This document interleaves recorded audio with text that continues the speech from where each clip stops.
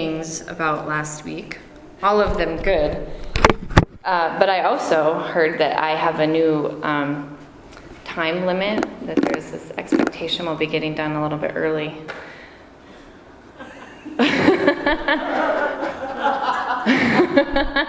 That came from my own husband, so.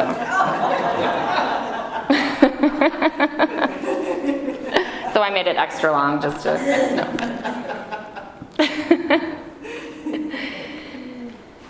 Oh. All that you could ask or imagine. What have you been asking for lately from God? What have you been imagining?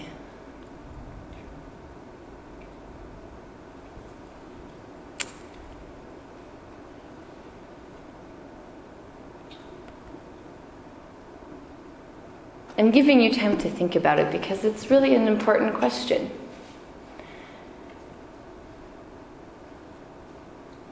Now, I was with 30,000 other people worshiping last Sunday. 30,000 people, one congregation. Can you imagine the communion bread it took to give us all communion? 30,000 people coming together, participating in the liturgy. 30,000 people cheering and clapping during the sermon, if you can imagine that. Lutherans who usually sit nicely and quietly. Yes, thank you, Marla. I told the kids they needed to come and cheer me on or I would be a little bit sad. That's not true. But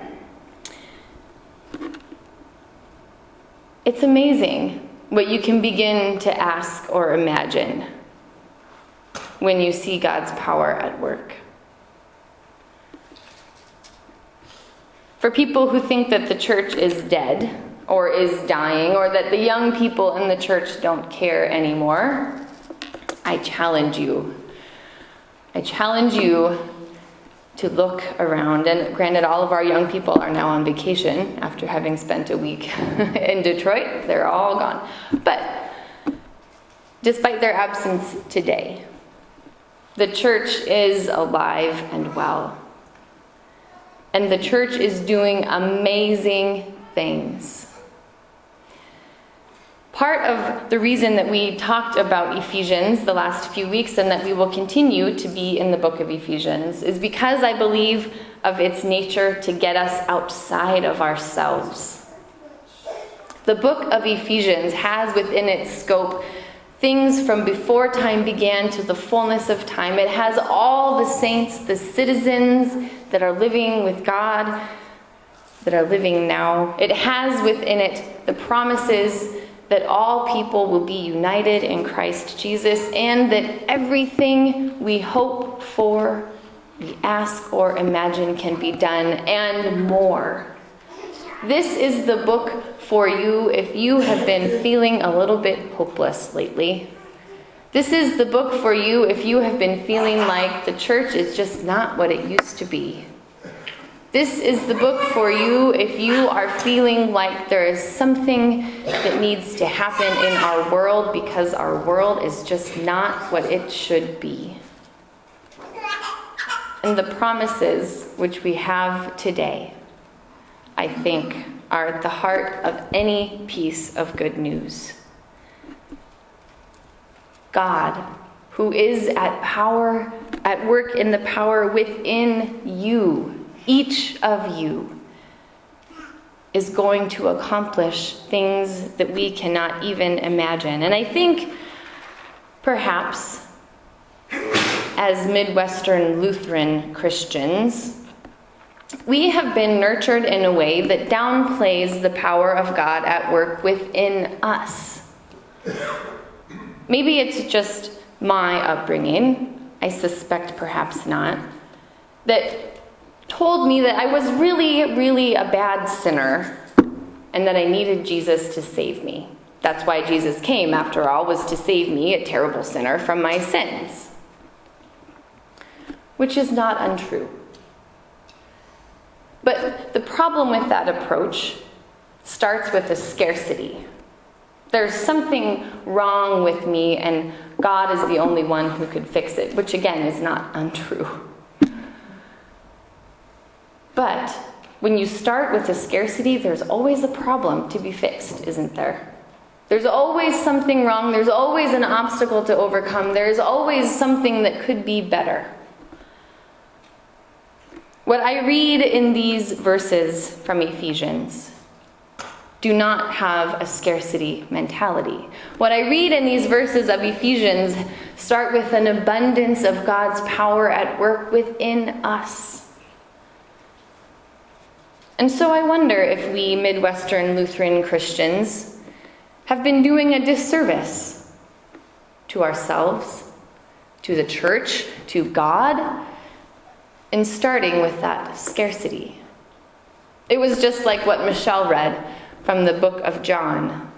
The disciples looked at the crowds with a scarcity mentality. Not even 6 months of wages would feed all these people with just a bite, they said. But yet in the presence of God, scarcity does not even exist. In the presence of God, abundance is all that matters and all that is.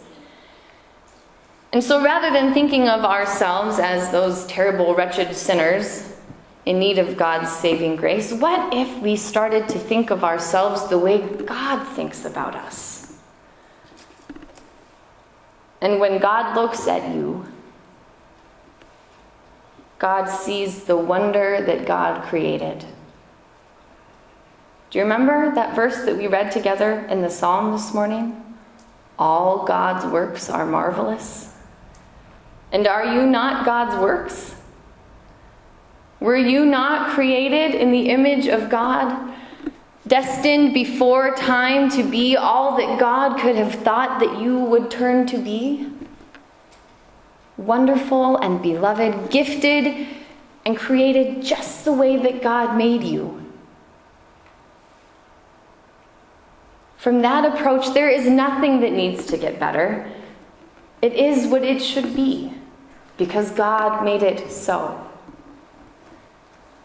And when we approach life with this mentality, with this abundant outlook, we are more willing and more able to accept the power of God which is at work within us. Aside from the fact that there were 30,000 people worshiping together, which was really, really just amazing, I think what made it more amazing was the fact that these young people took to heart that God was at work in them. These young people took to heart and believed that the power of God was working through them to bring love to the city of Detroit and beyond. These young people who now have gone home to all over the world have taken with them a sense of the wider beauty of God's church, of the power that God really does have when the people live into it. You see, when we look at life with the scarcity mentality, we miss the power that God had for us. Our vision gets short-sighted, and we start asking or imagining for a lot less than what we really want, or what the church really wants. I learned in Detroit that was the first place Martin Luther King Jr. gave his I Have a Dream speech. Did you know that he first gave it in Detroit? Me neither. I thought it was in Washington. Apparently not. And unfortunately, my app is not working this morning. So Jamie, can you forward the presentation for me?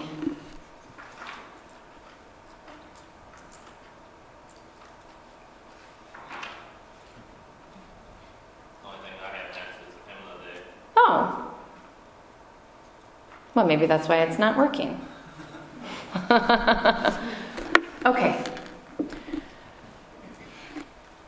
We were able, when we were there, to see a beautiful montage, a recreation of Martin Luther King Jr.'s I Have a Dream speech. And do you know the thing that really amazed me about it? Was how much Martin Luther King really dreamed.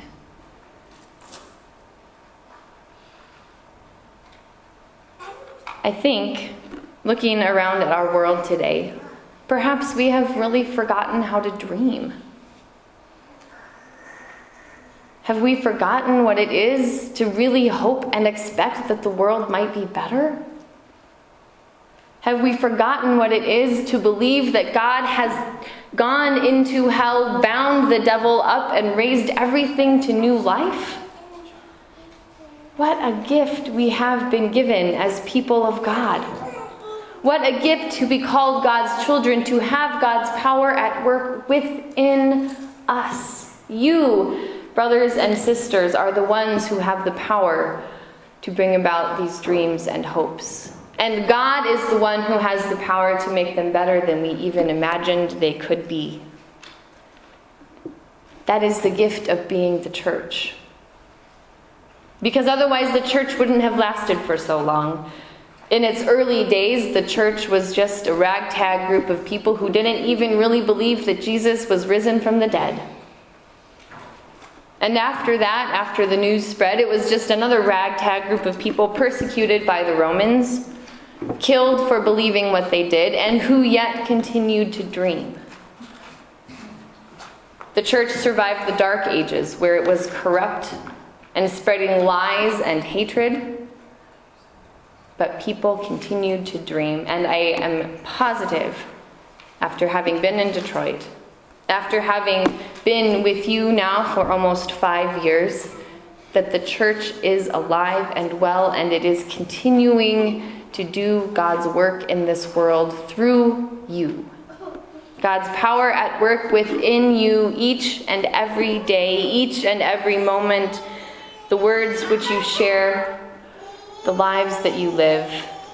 It is God's gift to you. And so, dear brothers and sisters, continue to dream.